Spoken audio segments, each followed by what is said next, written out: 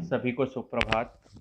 आज मैं ये वीडियो मॉर्निंग टाइम में बना रहा हूँ। कल हमने कक्षा 12वीं व्यष्टि अर्थशास्त्र के अंतर्गत इकाई 1 और इकाई 2 का रिवीजन किया था। आज हम इकाई 3 और 4 का रिवीजन करने वाले हैं, तो हमारा व्यष्टि अर्थशास्त्र खत्म हो जाएगा। शाम को हम समष्टि का वीडियो देखेंगे।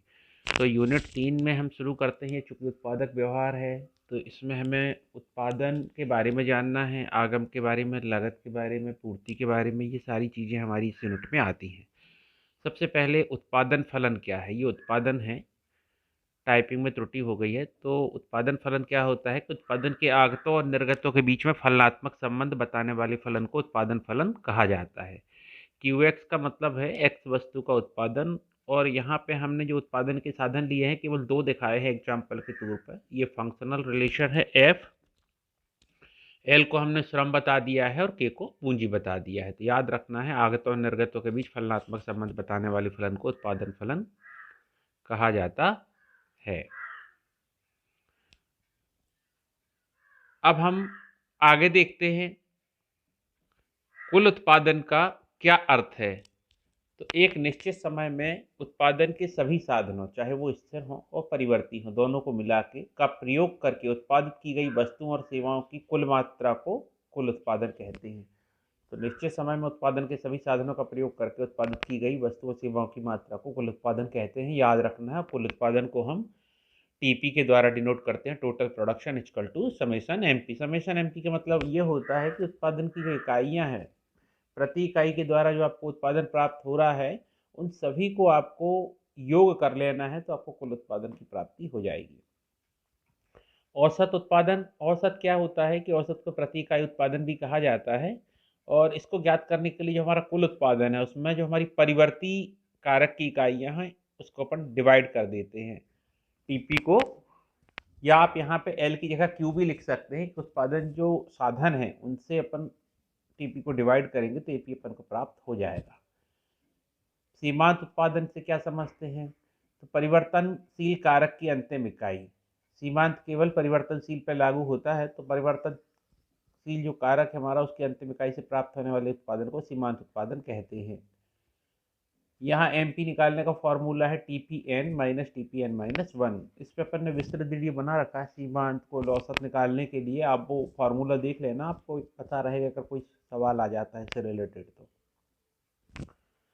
अब जो हमारा उत्पादन फलन होता है वो 2 काल पर डिपेंड करता है, एक अल्पकाल एक दीर्घकाल। तो जो अल्पकाल की धारणा है उसमें उत्पादन के जो ज़्यादातर साधन है वो स्थिर रहते हैं। केवल एक साधन को परिवर्तन करके उत्पादन की मात्रा को परिवर्तित करने का प्रयास किया जाता है, और पैमाने का प्रतिफल ये है, ये दीर्घकाल की धारणा है, जिसमें उत्पादन के सभी साधन जो हैं वो परिवर्तनशील हो जाते हैं। तो यहाँ लिखा हुआ है, इसको हम एक साधन का प्रतिफल भी कहते हैं, इसको हम परिवर्ती अनुपात का नियम भी कहते हैं। तो याद रखना है इसको। और ये पैमाने का प्रतिफल एक ही नाम से जाना जाता है। पहला अंतर है कि यह अल्पकाल में लागू होता है, और इसमें क्या लिखेंगे आप, यह दीर्घकाल में लागू होता है। इसके अंतर्गत एक परिवर्तनशील साधन में साधन की मात्रा में परिवर्तन किया जाता है। इसमें क्या होता है, ज़्यादातर साधन स्थिर रहते, केवल एक साधन परिवर्तनशील रहता है। और इसमें क्या होता है कि उत्पादन के जो सभी साधन हैं उनको समान अनुपात में परिवर्तित किया जाता है। इसमें साधन अनुपात में परिवर्तन हो जाता है। भाई स्थिर साधन स्थिर रखोगे, आप परिवर्ती बढ़ाओगे तो उनके बीच का जो रेशियो है, अनुपात है, वो परिवर्तित हो जाएगा। लेकिन चूंकि इसमें उत्पादन के सभी साधनों को समान अनुपात में बढ़ाया घटाया जाता है, तो जो अनुपात है वो एक समान बना रहता है। उत्पादन के पैमाने में परिवर्तन नहीं होता, इसमें उत्पादन के पैमाने में परिवर्तन हो जाता है। तो याद रखना है ये चारों अंतर अपन को।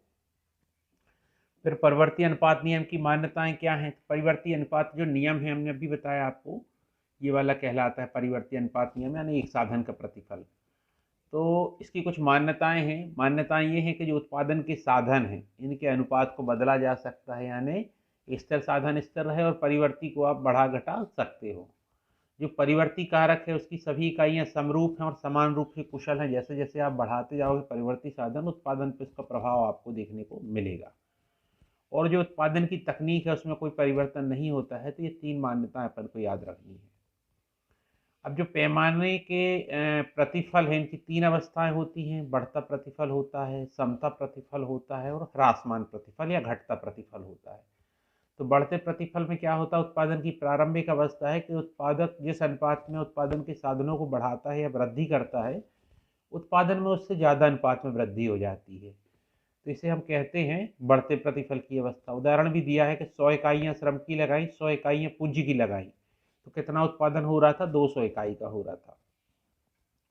अब चूंकि परिवर्तन किया है, 200 इकाई श्रम की लगा दी है और 200 इकाई पूंजी की लगा दी, दोनों को डबल किया है, तो जो हमारा उत्पादन डबल ना होकर 200 का 400 ना होकर कितना हो रहा है, 500 हो रहा है, यानी 100 की और वृद्धि हो रही है इसमें। तो उत्पादन के साधनों को जिस अनुपात में बढ़ाया गया है, उत्पादन में उससे कहीं ज़्यादा अनुपात में वृद्धि हो जाती है। तो ये पैमाने के बढ़ते प्रतिफल का नियम या पैमाने के बढ़ते प्रतिफल की अवस्था कहलाती है। इसी प्रकार ह्रासमान या घटता प्रतिफल है, तो ये जस्ट उल्टा हो गया उसका, बढ़ता था कि उत्पादक जिस अनुपात में उत्पादन के साधनों में वृद्धि करता है, उत्पादन में उससे कम अनुपात में वृद्धि होती है। तो यहाँ देखिए 100 इकाई श्रम 100 इकाई पूंजी से 200 इकाई उत्पादन हो रहा था। अब 200 इकाई श्रम 200 इकाई पूंजी लगाई तो होना चाहिए कम से कम 400 तो होना चाहिए था, लेकिन हो रहा है कितना, 300। तो ये घटता प्रतिफल है। अगर ये 400 हो जाता तो क्या हो जाता कि आपने जो है श्रम को डबल किया, पूंजी को डबल किया, तो उत्पादन भी 200 का 400 हो गया। तब ये कहलाता समता प्रतिफल का नियम कि उत्पादन के साधनों को जिस अनुपात में बढ़ाया जाए, उत्पादन में भी उसी अनुपात में वृद्धि हो जाए, तो ये समता प्रतिफल है। और उससे ज़्यादा हो जाए तो बढ़ता प्रतिफल और उससे कम हो तो घटता प्रतिफल है। तो याद रखना आप ये तीनों इसके नियम। अब स्पष्ट लागत, अपने सिलेबस में स्पष्ट और अस्पष्ट लागत भी है।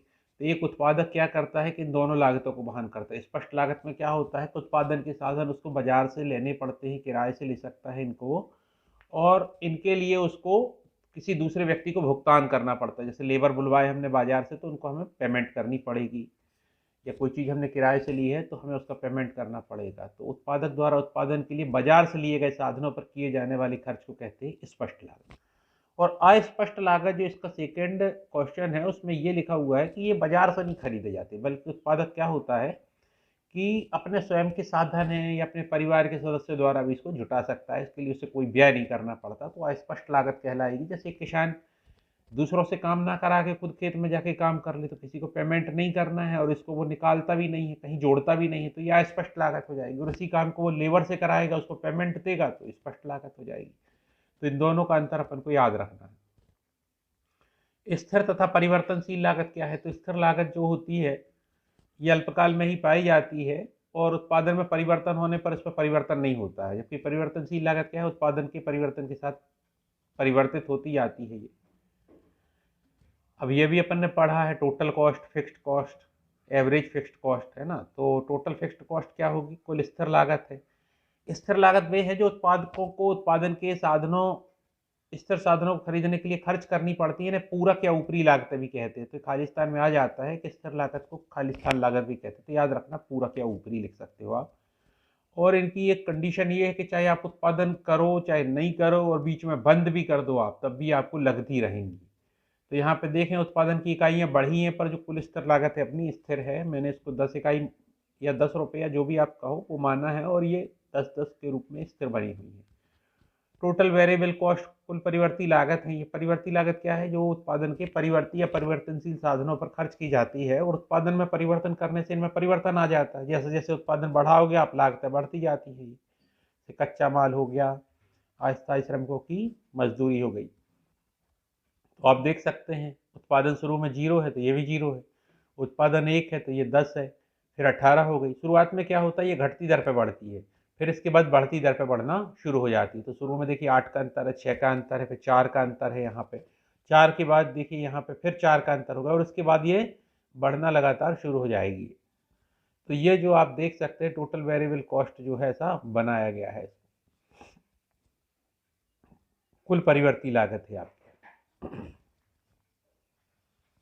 इसके बाद हम आगे बढ़ते हैं तो हम आते हैं औसत स्थिर लागत पर। तो केवल यही जो लागत होती है ये लगातार घटती हुई होती है, और इसका जो चित्र बनता है ये ना तो उन्तोदर है न तोदर है, ना ही नतोदर होता है, बल्कि ये होता है अति परवलयाकार, यानी ये नीचे की ओर जाएगा लेकिन कभी भी ये जो नीचे वाला अक्ष है एक्स अक्ष, इसको टच नहीं करता। इसलिए इसको रेक्टेंगुलर हाइपरबोला या हिंदी में अति परवलयाकार बोला जाता है। तो औसत स्थिर लागत जो है उत्पादन की प्रति इकाई स्थिर लागत कहलाती है। और एएफसी निकालने के लिए अपन को औसत बराबर कुल बटे मात्रा, मैंने अच्छा वीडियो बनाया है, आप देख लेना गौर से उसको। कुल यही है, टोटल है अपना, टोटल फिक्स्ड कॉस्ट अपन क्वांटिटी हो जाएगा।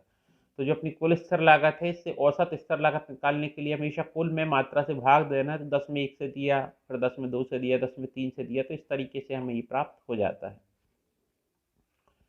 अब अपने सिलेबस में उत्पादक का संतुलन है दो तरीके से, सीमांत लागत और सीमांत आय के द्वारा है, और कुल लागत और कुल आय के द्वारा है। अगर प्रश्न आ गया तो हमारे बच्चे जो हैं बैठे ना रहे, कर लें, 3 से 4 नंबर में आएगा ये। तो एक उत्पादक उस समय संतुलन में होता है जब वह अधिकतम लाभ प्राप्त कर रहा होता है। उत्पादक के संतुलन की भी शर्तें आती हैं, 3 शर्तें। तो उसमें एक शर्त ये भी है कि वस्तु की कीमत सीमांत लागत के बराबर होनी चाहिए अल्पकाल में। सीमांत लागत और आय, सीमांत आय जो है वो वस्तु की कीमत के बराबर हो जाती है पूर्ण प्रतियोगिता की स्थिति में। एमआर बराबर एआर बराबर पी होता है। तो इसकी दो कंडीशन होती हैं। पहली होती है कि एमआर बराबर एमसी होना चाहिए, और संतुलन के बाद जो एमसी है यानी मार्जिनल कॉस्ट या सीमांत लागत है वो बढ़ रही हो, घट ना रही हो। तो एक काल्पनिक टेबल बनाई है मैंने, 1 से लगा के 7 तक इकाइयाँ। और चूंकि पूर्ण प्रतियोगिता की स्थिति है, पूर्ण प्रतियोगिता की विशेषताएं अगर अपन ने पढ़ी हैं, तो उसमें क्या होता है कि जो वस्तु का मूल्य होता है वो एक समान मूल्य नीति का पालन किया जाता है। तो ऐसी स्थिति में जो हमारा एवरेज रेवेन्यू यानी औसत आय और सीमांत आय दोनों एक से होती है। चाहे वस्तु की 1 इकाई बेचो, चाहे 2 बेचो, कितनी भी इकाइयाँ बेचो, एक समान मूल्य पर बिकेंगी। लेकिन लागत के साथ ऐसा नहीं होता है। लागत वक्र हमने पढ़ा यू आकृति का होता है, शुरू में लागत घटती है और एक बिंदु के बाद बढ़ना शुरू कर देती है। तो यहाँ पे देखें, शुरू में रेवेन्यू 8 है जबकि कॉस्ट कितनी है, 10 है। यहाँ पे उसको घाटा हो रहा है, यहाँ दोनों बराबर हो रहे हैं। इसके बाद कॉस्ट जो है या लागत घटती जा रही है, 5 के बाद 2 हो गई, 2 के बाद यहाँ से बढ़ना शुरू कर देगी, ये 6, 8, 12 हो जाएगी। अब हमें तो वो स्थान देखना है जहाँ हमारी ये दोनों कंडीशन पूरी हो जाए, एम आर बराबर एम सी हो जाए। तो जब वो 2 इकाइयाँ का उत्पादन करेगा तब भी एम आर बराबर एम सी हो जाएगी। लेकिन दूसरी कंडीशन देखें कि इसके बाद क्या होना चाहिए, जो हमारी सीमांत लागत है बढ़ रही हो। तो यहाँ देखें 8 के बाद 5 हो रहा है, मतलब सीमांत लागत घट रही है। तो हमारे 2 इकाई पे तो संतुलन हमको प्राप्त नहीं हो रहा है। और आगे देखें हम, तो 6 इकाई पे भी यही स्थिति बन रही है जहां हमारी सीमांत लागत और सीमांत आय कैसी है, दोनों बराबर है। लेकिन इसके बाद जो हमारी सीमांत आय है वो बढ़ रही है, यानी 6 इकाई का उत्पादन अगर वो करता है तो वो संतुलन की स्थिति में रहेगा, क्योंकि यहाँ से यहाँ तक अगर रेवेन्यू का टोटल आप करोगे तो आपको अधिकतम आय की प्राप्ति होगी, और यहाँ से यहाँ तक का टोटल करोगे तो आपको कम से कम लागत लग रही होगी। तो दोनों का अंतर आपको अधिकतम लाभ की प्राप्ति कराएगा। ये चित्र है इसका, ए आर बराबर एम आर, ये पूर्ण प्रतियोगिता की स्थिति को बताते हुए बनाया गया है। ये हमारा जो है मांग वक्र है, और ये सीमांत लागत वक्र है जो घट घट के बढ़ता हुआ शुरू हुआ है। तो पहली स्थिति में ये बताया गया है Q1, जबकि हमारी ए आर और एम आर और एम सी बराबर है, और दूसरी Q2 बिंदु पर भी बराबर। ये पूरा लाभ का क्षेत्र है नीचे वाला। तो इस बिंदु पर अगर Q2 उत्पादन करता है वो, तो इस बिंदु पर भी उसको संतुलन की प्राप्ति हो गई। और ये पूरा क्षेत्र जो है ये लाभ को बताएगा। इसके बाद अगर वो उत्पादन करेगा तो उसकी लागत कैसी हो जाएगी, ज़्यादा हो जाएगी। आगे हम देखते हैं कुल उत्पादन और सीमांत उत्पादन की सहायता से सीमांत उत्पाद की सहायता से परिवर्ती अनुपात का नियम समझते हैं हम। तो परिवर्ती अनुपात का नियम क्या बताता है? परिवर्ती अनुपात का नियम ये बताता है, इसको हम एक साधन का प्रतिफल भी बोलते हैं, परिवर्ती अनुपात का नियम भी बोलते हैं। अल्पकाल की धारणा है, याद रखना है हमको। तो ये बताता है कि जब अन्य साधनों को आप स्थिर रखते हुए या स्थिर साधनों को स्थिर रखते हुए केवल परिवर्ती साधन की 1 इकाई को बढ़ाते हैं लगातार, तो एक बिंदु ऐसा अवश्य आता है जब आपका कुल उत्पादन घटने की स्थिति में हो जाता है। शुरुआत में क्या होगा कि ये आपका कुल उत्पादन दिखाया गया है, ये सीमांत उत्पादन दिखाया गया है। तो आप देखें सीमांत उत्पादन से चर्चा करते हैं, क्योंकि परिवर्ती जो इकाई है हमारी उसका प्रतिफल है ये सीमांत उत्पादन हमारा। तो शुरू में 2 मिला, फिर 3 मिला, उत्पादक खुश होता जा रहा है कि भाई हमारा जो है परिवर्ती साधन को अब बढ़ा रहा है, उत्पादन हमारा बढ़ के प्राप्त हो रहा है। फिर 7 मिला, तो हमारा कुल तो लगातार बढ़ ही रहा है, बढ़ती दर पर बढ़ रहा है। फिर 7 के बाद देखिए यहाँ से घटना शुरू हो गया, ये 4 हो गया, ये 2 हो गया, लेकिन हमारा कुल क्या हो रहा है, फिर भी बढ़ ही रहा है। और इसके बाद ये 0 हो गया, इसके बाद कैसा हो जाएगा, ये अधिकतम हो जाएगा। और इसके बाद जब ये -2 होगा, कौन सा हमारा सीमांत उत्पादन, तो हमारा कुल उत्पादन घटने लगता है। तो ये हमें ध्यान रखना है इसमें कि हमारा जो सीमांत उत्पादन है ये परिवर्ती जो हमारा साधन है जिसका हमने यूज किया है उसके परिणाम स्वरूप हमें ये प्राप्त हो रहा है। कुल उत्पादन हम कैसे बनाते हैं, सीमांत को जोड़ जोड़ के बनाते हैं। ये जो है इसका चित्र भी बना हुआ है। अब पूर्ति में कमी यानी ये किसके अंतर्गत आता है? पूर्ति में खिसकाव पढ़ा था और संचलन पढ़ा था हमने। तो पूर्ति में खिसकाव के अंतर्गत जो पूर्ति में कमी है, पूर्ति में खिसकाव के अंतर्गत दो चीज़ें आती हैं, पूर्ति में वृद्धि और पूर्ति में कमी। तो हमें सिर्फ कमी की बात करना है यहाँ पे। और पूर्ति में संचलन में भी दो चीज़ें आ जाती हैं हमारी, कि पूर्ति में संचलन में दो चीज़ें आ जाएंगी आपकी, विस्तार और संकुचन। तो हमें दोनों के बारे में देखना है कि पूर्ति में कमी, पूर्ति में कमी क्या हो जाएगा? पूर्ति में खिसकाव। और पूर्ति की मात्रा, मात्रा फिर आगे इस पर भी सेपरेट वीडियो बना हुआ है, आप अच्छे से देखना, पूरा अकेला वीडियो बना हुआ है इसमें पूरा। तो पूर्ति में कमी कब आती है?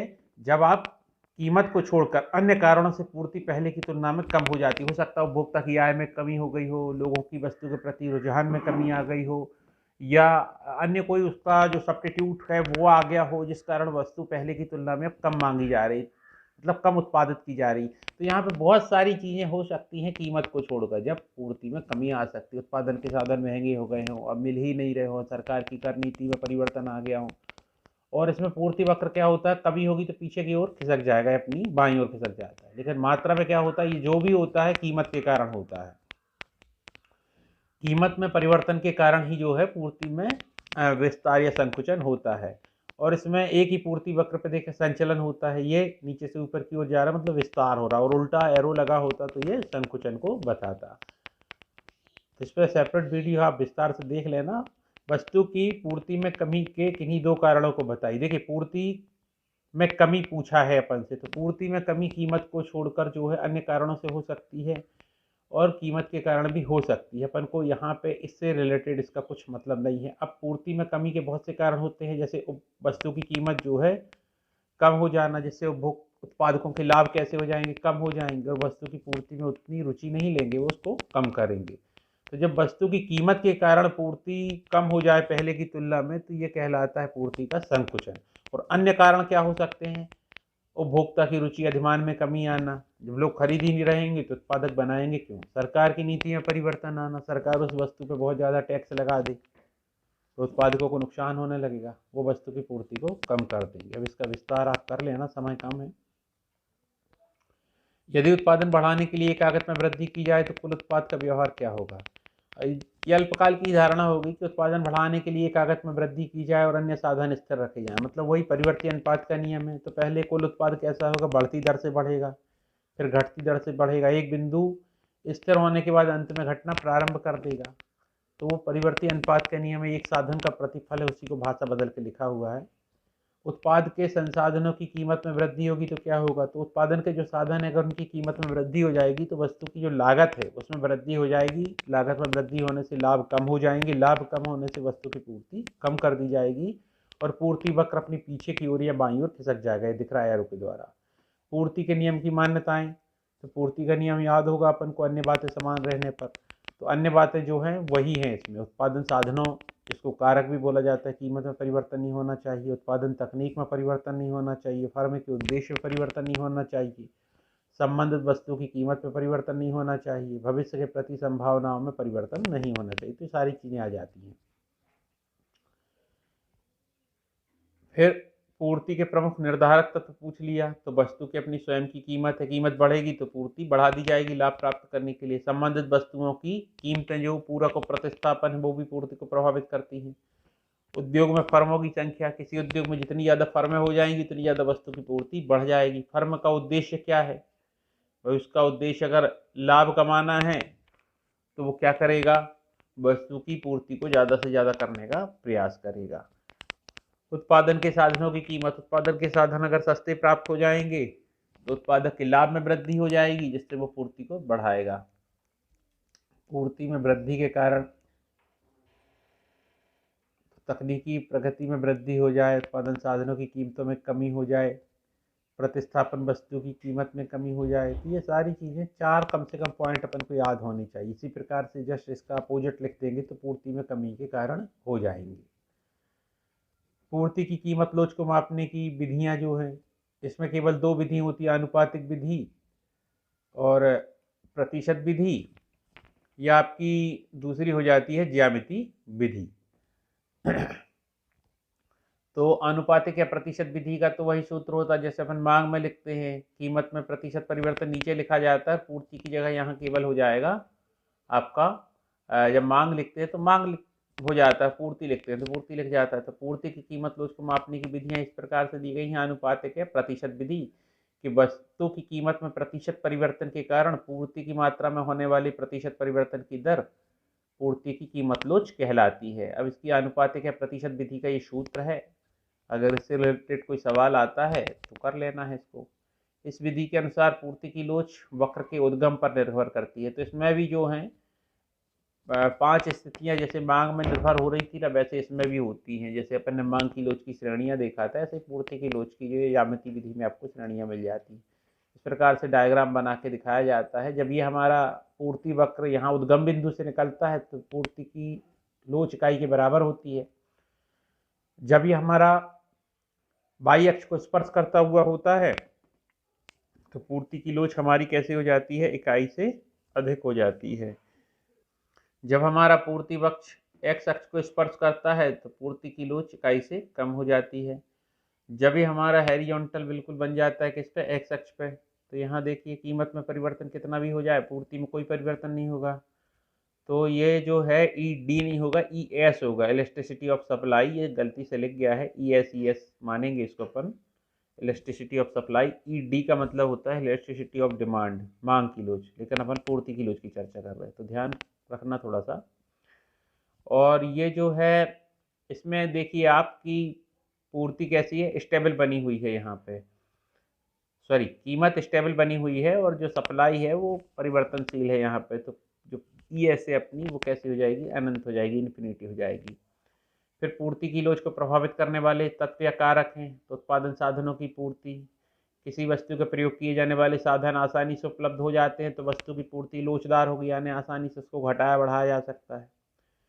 प्राकृतिक बाधाएं, जिन वस्तुओं की पूर्ति में प्राकृतिक बाधाएं आती हैं जैसे कृषि हो गई, उनकी पूर्ति बेलोचदार होती है। और जिनकी सुगमता से हो सकती है, प्रकृति की कोई दिक्कत नहीं, उनकी पूर्ति लोचदार बन जाती है। जोखिम वहन करना, यदि उद्यमी जोखिम उठाने को तैयार है तो पूर्ति लोचदार होगी, अगर जोखिम उठाने को तैयार नहीं है तो बेलोचदार होती है। वस्तु की प्रकृति, जैसे नाशवान वस्तु जल्दी खराब होने वाली है तो उसकी प्रकृति कैसी हो जाएगी, बेलोचदार या कम लोचदार रहेगी। जबकि जो स्टोर करने वाली वस्तु है, ज़्यादा समय तक चलने वाली है, उसकी पूर्ति जो होती है वो कैसी हो जाएगी आपकी, वो उसकी हो जाएगी ज़्यादा लोचदार हो जाएगी इसकी।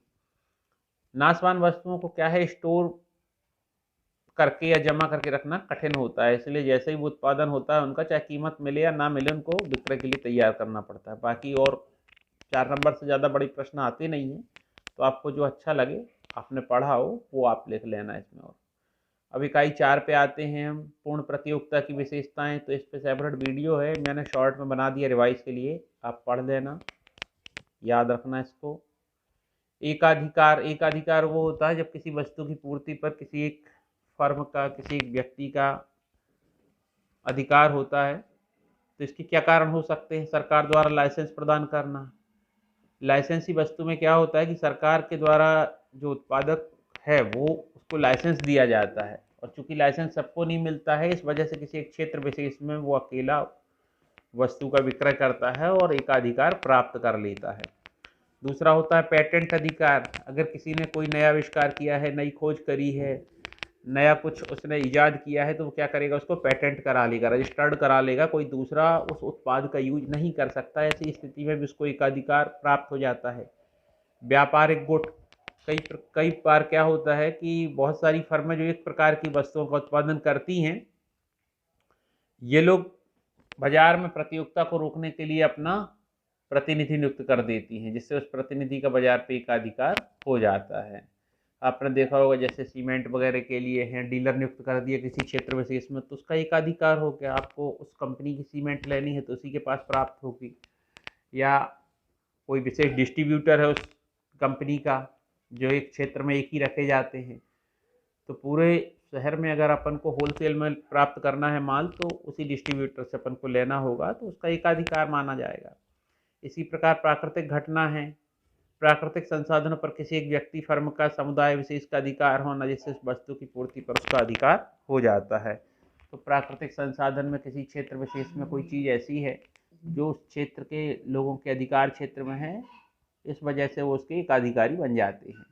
अब एकाधिकार की विशेषताएं, इसमें क्या होता है, बेचने वाला एक होता है और खरीदने वाले क्रेताओं की संख्या ज़्यादा हो जाती है। फिर नई फर्में आसानी से किसी भी उद्योग में प्रवेश नहीं करती हैं। कारण हो सकता है पेटेंट हो सकता है, या सरकार के द्वारा लाइसेंस प्रणाली हो सकती है जो अपन ने पढ़े हैं, या व्यापारिक गुट के कारण नहीं मिल सकता है, या कोई प्राकृतिक चीज़ हो जो उसके पास हो, इस दूसरे के पास ना हो। फिर उसमें निकट स्थानापन्न का अभाव होता है, यानी उसका कोई सब्स्टिट्यूट आसपास होता नहीं है, तो मजबूरी में आपको उस पर डिपेंड रहना पड़ेगा। कीमत पर पूर्ण नियंत्रण, यानी एकाधिकारी क्या कर सकता है कि अपनी वस्तु के लिए अलग अलग ग्राहकों से अलग अलग कीमत वसूल कर सकता है, थोड़ा बहुत वो अंतर रख सकता है। और वही होता है कीमत विभेद, यानी अलग अलग व्यक्तियों से अलग अलग कीमत प्राप्त करना। पूर्ण प्रतियोगिता आती है, तो पूर्ण प्रतियोगिता में क्या होता है कि बाजार में वस्तु की कीमत वस्तु की मांग और पूर्ति की शक्तियों द्वारा निर्धारित होती है, और मांग वक्र जो होता है पूर्णतः लोचदार होता है, अर्थात एक ही कीमत पर वस्तु की जितनी चाहिए मात्रा बेची जा सकती है। तो इसमें क्या होता है कि कीमत में कोई परिवर्तन नहीं होता है, केवल मांगी गई मात्रा में परिवर्तन हो सकता है। तो इसे हम पूर्ण प्रतियोगिता के अंतर्गत पढ़ते हैं। पूर्ण प्रतियोगिता में फर्मों को सामान्य लाभ क्यों होता है? तो पूर्ण प्रतियोगिता के अंतर्गत फर्मों को किसी भी उद्योग में प्रवेश करने की और निकासी करने की सुविधा प्राप्त होती है, यानी स्वतंत्र प्रवेश और बहिर्गमन की सुविधा प्राप्त होती है। तो अगर किसी उद्योग में अतिरिक्त लाभ प्राप्त हो रहा होता है तो नई फर्में बाजार में प्रवेश कर जाती हैं, जिससे बाजार में वस्तु की पूर्ति बढ़ जाने से कीमत कम होगी और अतिरिक्त लाभ सामान्य लाभ में बदल जाएगा। और इसके विपरीत अगर हानि की स्थिति बनती है किसी उद्योग में, तो कुछ फर्में उद्योग को छोड़कर चली जाती हैं, जिससे पूर्ति कम हो जाती है और कीमत बढ़ने से अतिरिक्त हानि समाप्त हो जाती है। तो अगर ये प्रश्न इस तरीके से आता है कि पूर्ण प्रतियोगिता में फर्मों के स्वतंत्र प्रवेश और बहिर्गमन को समझाइए, तब भी आप ये उत्तर लिखेंगे और सही माना जाएगा। अब अगला है किस तरह सरकार बाजार में हस्तक्षेप कर सकती है। तो सरकार क्या करती है? लाइसेंस नीति के द्वारा कर सकती है, कर नीति के द्वारा कर सकती है, अनुदान या सहायकी के द्वारा भी कर सकती है। पूर्ण प्रतियोगिता और एकाधिकार में अंतर। तो पूर्ण प्रतियोगिता पढ़ी हुई है, क्रेताओं विक्रेताओं की संख्या देख, पर एकाधिकार में विक्रेता एक है और क्रेता ज्यादा है। पूर्ण प्रतियोगिता में कीमत एक समान होती, पर एकाधिकार में एक ही व्यक्ति विक्रेता है, एक ही फर्म है, तो कीमत विभेद कर सकती है। इसमें फर्मों के प्रवेश की स्वतंत्रता है, लेकिन नई फर्मों का प्रवेश असंभव है, किसमें? एकाधिकार में। क्रेता विक्रेता को बाजार का पूरा ज्ञान किसमें होता है? पूर्ण प्रतियोगिता। पर एकाधिकार में क्रेता विक्रेता को बाजार का पूर्ण ज्ञान नहीं होता है। और इसमें पूर्ण प्रतियोगिता में फर्मों में पूर्ण गतिशीलता पाई जाती है, आसानी से किसी भी उद्योग में प्रवेश कर सकती है, उसको छोड़कर जा सकती हैं। लेकिन एकाधिकार में ऐसा अपूर्ण गतिशीलता पाई जाती है, यह संभव नहीं होता, आप लिख सकते हैं इसमें। और पूर्ण प्रतियोगिता में हमेशा सामान्य लाभ होता है दीर्घकाल में, और एकाधिकार में हमेशा क्या होता है? अतिरिक्त लाभ ही प्राप्त होता है। तो कोई भी चार आप याद करना, 4 नंबर से बड़े एमपी बोर्ड में प्रश्न आना बंद हो गए हैं, तो अब ज़्यादा बड़ा अपने लिए कोई लाभकारी नहीं है। इसी प्रकार एकाधिकार और एकाधिकारी है, तो एकाधिकारी को अपन अपूर्ण प्रतियोगिता के नाम से भी जानते हैं। और एकाधिकार में क्या है? वही है, विक्रेता एक है, क्रेताओं की संख्या अधिक है। पर एकाधिकार में क्या है? क्रेता विक्रेता की संख्या अधिक होती है। इसमें वस्तु एक है, इसमें वस्तु विभेद पाया जाता है। याद रखना आप, एकाधिकारी में क्या होता है? वस्तु विभेद है, और पूर्ण प्रतियोगिता में वस्तु कैसी है? समरूप है। एकाधिकार में कीमत पर पूर्ण नियंत्रण है, इसमें कीमत पर आंशिक नियंत्रण होता है, जो वस्तु विभेद के कारण ही प्राप्त होता है। इसमें हमेशा अतिरिक्त लाभ होता है, लेकिन एकाधिकारी में क्या होता है? दीर्घकाल में सामान्य लाभ होता है। एकाधिकार में हमारी ये विशेषता होती है कि विक्रय लागतें नहीं लगती हैं, लेकिन इसमें विक्रय लागतें लगती हैं। अब एक वस्तु की बाजार मांग पर निम्नलिखित प्रभावों की व्याख्या कीजिए। संबंधित वस्तु की कीमत में परिवर्तन। ये अपन ने पूर्व में भी चर्चा कर दी। संबंधित वस्तु दो प्रकार की होती है, एक पूरक होती है, प्रतिस्थापन होती है। प्रतिस्थापन कौन सी है? जिनका अपन एक दूसरे के स्थान पर प्रयोग कर सकते हैं। प्रतिस्थापन, एक के स्थान पर दूसरे का प्रयोग, जैसे चाय और कॉफी। तो ऐसे में क्या होता है? एक की कीमत बढ़ती है तो दूसरे की मांग बढ़ जाती है, क्योंकि एक की कीमत बढ़ेगी तो लोग उसका त्याग कर देंगे, उसकी जगह उसका जो सब्स्टिट्यूट है या प्रतिस्थापन है उसकी मांग बढ़ा देंगे। तो इसमें यही होता है, एक की कीमत बढ़ती है और दूसरे की मांग बढ़ जाती है।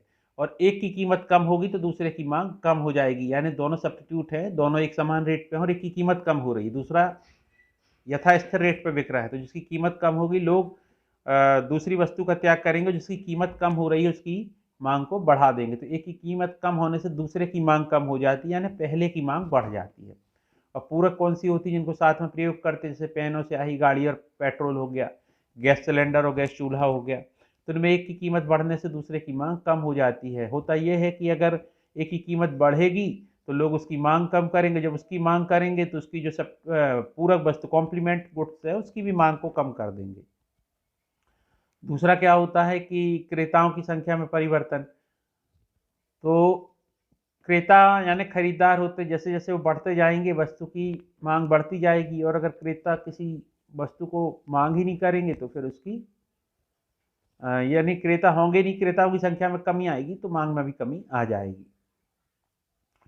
जब एक पूर्ण प्रतियोगी फर्म अधिक मात्रा बेचने का प्रयास करती है तो कीमत पर क्या प्रभाव पड़ता है। तो पूर्ण प्रतियोगी फर्म में क्या होता है कि अपन एक समान कीमत नीति के बारे में पढ़ा है कि पूर्ण प्रतियोगी फर्म में वस्तु सामान्य कीमत पर बिकती है। ऐसी स्थिति में चाहे कोई फर्म कम मात्रा बेचे चाहे ज़्यादा मात्रा बेचे, कीमत पर कोई प्रभाव नहीं पड़ता है, क्योंकि पूर्ण प्रतियोगिता में फर्म का मांग वक्र पूर्णतः कैसा होता है, हमारा मांग वक्र हमारा पूर्णतः जो है लोचदार होता है। पूर्णतः लोचदार का मतलब यह कीमत में कितना भी परिवर्तन हो जाए पर मांग में कोई परिवर्तन नहीं होता है। तो इसमें कीमत आप बढ़ाओ घटाओ कोई फर्क नहीं पड़ता है। पूर्ण प्रतियोगिता में निम्न विशेषताओं के प्रभाव समझाइए। एक समान उत्पाद। तो पूर्ण प्रतियोगिता में क्या होता है कि फर्में समरूप वस्तु का उत्पादन करती हैं जिसको होमोजीनियस गुड्स कहते हैं, और परिणाम ये होता है कि यदि कोई फर्म बाजार कीमत से अधिक कीमत पर अपनी वस्तु बेचती है तो विक्रेता दूसरी फर्मों की ओर चले जाते हैं। तो एक समान उत्पाद में यही होता है कि वस्तु रंग रूप गुण आकार की दृष्टि से एक समान होती है और उसमें एक समान मूल्य नीति का पालन किया जाता है। फर्मों का स्वतंत्र प्रवेश और निकास की स्वतंत्रता, तो वो हमने आपको ऊपर बता दिया कि अतिरिक्त लाभ की स्थिति में नई फर्में आ जाती हैं और हानि की स्थिति में कुछ फर्में इसको छोड़कर चली जाती हैं, तो दीर्घकाल में केवल इसको सामान्य लाभ ही प्राप्त होता है। जब एक एकाधिकारी वस्तु की ज़्यादा मात्रा बेचने का प्रयास करता है तो कीमत पे क्या प्रभाव पड़ेगा। देखो एकाधिकारी है, एकाधिकारी अगर जिसका कोई निकट प्रतिस्थापन नहीं है और फिर वो वस्तु की ज़्यादा मात्रा बेचना चाहता है तो उसको क्या करना पड़ेगा, कीमत को कम करना ही पड़ेगा। कीमत कम नहीं करेगा तो नए ग्राहक उसके नहीं जुड़ेंगे या जो पहले से खरीद रहे होंगे वो मात्रा को नहीं बढ़ाएंगे। तो इसमें मांग वक्र कम लोचदार होता है। किसी वस्तु पर कर लगाने से पूर्ति पर क्या प्रभाव पड़ेगा। तो कर लगाने से क्या हो जाएगा, लागत बढ़ जाएगा। उत्पादक लागत बढ़ने से वस्तु की पूर्ति को कम कर देंगे। तो यहाँ हमारा देखिए सप्लाई जो कर्व है ये पीछे की ओर या अपनी बाईं ओर खिसक जाएगा। एकाधिकारी प्रतियोगिता की निम्न विशेषताओं के प्रभाव को समझाइए। एकाधिकारी हमारा क्या है, एकाधिकारी अपूर्ण प्रतियोगिता के लिए बोला गया है। जैसे हम सामान्य जीवन में देखते हैं एक ही वस्तु की बहुत सारी क्वालिटी वैरायटी मिल जाती है, वस्तु विभेद हो जाएगा या उत्पाद विभेद बोला जाता है। तो पूर्ण प्रतियोगिता में क्या होता है, वस्तु समरूप होती है, लेकिन अपूर्ण प्रतियोगिता में बाजार में एक ही वस्तु दूसरी वस्तु से रंग रूप गुण आकार की दृष्टि से भिन्नता पाई जाती है, और साथ ही विज्ञापनों के द्वारा भी इसमें कीमत विभेद संभव किया जा सकता है।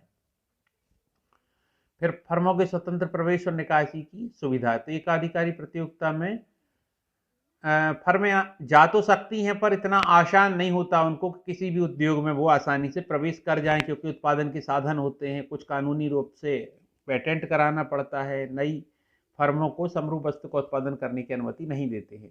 तो एकाधिकारी में भी स्वतंत्रता होती है कि कोई फर्म आसानी से दूसरे उद्योग में चली जाए, लेकिन उसके लिए कुछ बाउंडेशन होते हैं जिस वजह से वो आसानी से जा नहीं पाती है। लेकिन पूर्ण प्रतियोगिता में ऐसा नहीं होता, वो आसानी से जा सकती है। समरूप उत्पाद फिर से आ गया जो अपन ने ऊपर पढ़ा है। अल्पाधिकार में फर्मों की संख्या। हाँ, अल्पाधिकार में बता देता हूँ, अल्प मतलब थोड़ा या कुछ ही होता है। तो थोड़े विक्रेता होते हैं जिनका अपनी वस्तु की पूर्ति पर पूर्ण नियंत्रण होता है, और लाभ प्राप्त करने के लिए क्या करते हैं, कार्टेल बना लेते हैं जिसको अपन संगठन बोलते हैं, क्योंकि ये चाहते हैं कि इनको किसी तरीके से कोई उद्योग में अपने या उत्पादन में कोई नुकसान ना हो। तो इसके लिए ये लोग एक संगठन बना के एक समान नीति का पालन कर लेते हैं, और किसी नए उद्योग के प्रवेश करने में तरह तरह की बाधाएं ये खड़ी कर देते हैं। सरकार की लाइसेंस नीति के कारण भी नए उत्पादक प्रवेश नहीं कर पाते, तो अल्पाधिकार में फर्मों की संख्या कम रह जाती है। जैसे भारत में आप टेलीकॉम सेक्टर देख लीजिए, सिम लेने जाएंगे तो कुछ गिनी चुनी कंपनियों की ही सेवा आपको प्राप्त होगी। इसी प्रकार एयरलाइंस कंपनियां हैं भारत में गिनी चुनी हुई हैं, तो इस प्रकार से इनका भारत में अल्पाधिकार है। अब कारण बताते हुए पूर्ण प्रतियोगिता एकाधिकार प्रतियोगिता में फर्मों की मांग वक्र के व्यवहार में अंतर बताइए। पूर्ण प्रतियोगिता में फर्म का मांग वक्र पूर्णतः लोचदार होता है, क्योंकि कीमत आप परिवर्तित कर सकते हो, लेकिन कीमत आप स्थिर रखनी पड़ेगी, मात्रा चाहे जितनी परिवर्तित इसमें कर सकते हो क्योंकि वस्तु समरूप होती है। जबकि एकाधिकारिक प्रतियोगिता में क्या होता है, वस्तु विभेद पाया जाता है, इसलिए कीमत विभेद भी इसमें संभव होता है और इसमें मांग वक्र कम लोचदार होता है, जबकि पूर्ण प्रतियोगिता में पूर्णतः लोचदार होता है। गठबंधन गैर गठबंधन क्या होता है? ये अल्पाधिकार की स्थिति में होता है जब कुछ बड़ी फर्में मिलकर जो हैं आपस में गुट बना लेती हैं। क्यों गुट बनाती हैं? ताकि हमें परस्पर प्रतियोगिता ना करनी पड़े और हम मिलकर ज़्यादा से ज़्यादा लाभ प्राप्त कर लें। इसमें जो बड़ी फर्म होती हैं ये इसको अपना नेता बना लेती हैं, अगुवा बना लेती हैं और इसके द्वारा दिए गए निर्देशों का पालन करती हैं। तो जब ये परस्पर संघ बना लेती हैं और किसी प्रकार की प्रतियोगिता से बचने का प्रयास करती हैं तो इसको हम बोलते हैं गैर कपटपूर्ण अल्पाधिकार। ठीक है, इसका मतलब हो गया गठबंधन बनाना। और दूसरी ओर जो हमारा कपटपूर्ण या गैर गठबंधन, यहाँ कोई गठबंधन नहीं बन रहा है, ऐसे के अंतर्गत फर्में स्वतंत्र रूप से प्रतियोगिता करती हैं, लाभ कमाने के लिए जो है ज़्यादा से ज़्यादा ये ग्राहकों को अपनी ओर प्रलोभित करती हैं और प्रतियोगिता को पसंद करती हैं, इसलिए यहाँ गलाकाट प्रतियोगिता पाई जाती है। गलाकाट किस में होती है? गैर गठबंधन में। यहाँ कोई फर्म दूसरे फर्म के साथ गठबंधन नहीं करती है और गठबंधन में क्या होता है कि विभिन्न फर्में मिलकर एक साझा गुट बना लेती हैं, जिसको हम गठबंधन बोलते हैं, और फिर एक समान नीति का पालन करती हैं ताकि इनको नुकसान ना उठाना पड़े। और गैर गठबंधन में ये प्रतियोगिता करती हैं कि कैसे मैं दूसरी फर्मों से ज़्यादा विक्रय करके लाभ प्राप्त कर पाऊँ। बाकी ये कुछ और प्रश्न हैं, आप देख लेना, इसमें वीडियो लंबा हो रहा है और फिर ज़्यादा लंबा वीडियो बोरिंग करता है, तो आप पढ़ लेना इसको। हाँ, उच्चतम कीमत जिसको हम सीलिंग प्राइस कहते हैं, तो उच्चतम कीमत अधिकतम सीमा है। उच्चतम कीमत है नाम इसका, लेकिन ये क्या होती है कि हमारी जो सामान्य कीमत है उससे ये कम रखी जाती है। और कई वस्तुएं ऐसी होती हैं कि ये सामान्य कीमत जो है बाज़ार में गरीब व्यक्तियों के लिए ज़्यादा होती है, मतलब बाज़ार कीमत पर वो उसे खरीद नहीं पाते हैं। तो सरकार क्या करती है कि उस बाज़ार कीमत से उस वस्तु की कीमत को कम करके रखती है, उच्चतम कीमत निर्धारित कर देती है और इसका विक्रय वो अपने द्वारा जो राशन दुकानें होती हैं उस पे उन वस्तुओं का विक्रय कराती है। तो सरकार अक्सर इस वस्तु की संतुलित कीमत से काफ़ी नीचे रखती है ताकि समाज के निर्धन वर्ग भी इस कीमत पर वस्तु को खरीद सके। इसके लिए सरकार राशन दुकानें खोलती है, हितग्राहियों को राशन कार्ड बांटते हैं और राशन दुकानों पर जनता को सरकार द्वारा तय उच्चतम कीमत पर अनाज और अन्य जरूरी सामान मिल जाता है। अब दूसरा होता है पटल कीमत। पटल कीमत को अपन न्यूनतम कीमत भी कहते हैं। तो नाम भले न्यूनतम कीमत है मगर बाजार कीमत से कैसी होती है? ज़्यादा रखी जाती है। तो बाजार में सरकार द्वारा किसी वस्तु के लिए निश्चित की जाती है, उससे कैसी रखी जाती है? ज़्यादा रखी जाती है। क्या होता है कई बार कि बाजार में जो मांग और पूर्ति के द्वारा कीमत डिसाइड की जाती है वो उत्पादकों के लिए लाभकारी नहीं होती है। जैसे कृषि वस्तु हो गई, जब उत्पादन होता है तो भारी मात्रा में हो जाता है, एक साथ फसलें आती हैं, पूर्ति बढ़ जाती है, तो बाजार में इनके दाम गिर जाते हैं। तो जो हमारे जो किसान हैं, उत्पादक हैं, इनको नुकसान होने लगता है, लागत निकालना मुश्किल होता है। तो ऐसी स्थिति में सरकार क्या करती है? कृषि वस्तुओं जैसे विशेषकर अनाज के लिए न्यूनतम कीमत निर्धारण कर देती है, जिससे किसानों के मन में अनाज के लिए प्रोत्साहन बना रहे। तो ये फसल बोने के पूर्व ही घोषित कर दी जाती है और सरकार इसके लिए जो किसान है उनकी रजिस्ट्रेशन करा के और स्वयं के माध्यम से इस अनाज का क्रय करती है और जो वो उत्पाद कलेक्ट करती है या खरीदती है इसको बफर स्टॉक के रूप में सुरक्षित रखती है और फिर इसको ये जो अपन ने पढ़ा है उच्चतम कीमत पर राशन दुकानों के माध्यम से इसका विक्रय कराती है। तो इस प्रकार से पटल कीमत या न्यूनतम कीमत और सीलिंग प्राइस, इसके बारे में अपन को याद रखना है। तो इस तरीके से जो व्यष्टि अर्थशास्त्र था हमारा यूनिट 3 और 4, इसको मैंने रिवाइज कराने का प्रयास किया है। और भी कुछ चीज़ें छूट गई होंगी, आप और पढ़ लेना अपने अन्य दूसरे आपने जो बुक्स वगैरह खरीद रखी होंगी। और प्रयास करूँगा मैं कि समष्टि के भी मैं इसी प्रकार से वीडियो बना दूँ, पर आप देखिए ज़रूर, समझिए ज़रूर, तभी मेरी मेहनत जो है सार्थक है और परीक्षा में आप अच्छे नंबर लेके आएँ। चैनल को सब्सक्राइब और लाइक कर लीजिए। धन्यवाद।